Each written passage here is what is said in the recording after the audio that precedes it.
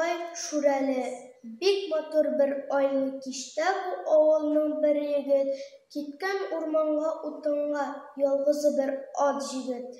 Тиз барып җиткән егет өшкән тотынган баргач ук кисә башлаган утынны балта белән тук-так-тук.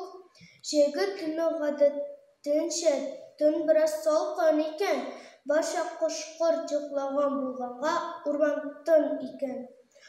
Шундый тын яхшы һавада безнең утынчы исә алны-артны, уңны-сулны белмичә утын кисә. Балтасы кулда, егет эштән бераз туктап тора. Тукта, чү, ямьсез тавышлы әллә нәрсә кычкыра.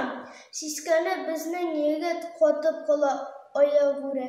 Аңламастан каршысында әллә нинди ят күрә.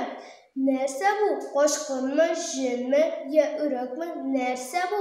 Кот очарлык бик килешсез әллә нинди нәрсә бу. Борыны кәп-кәкре, бөгелгәндер тәмам кармак кеби.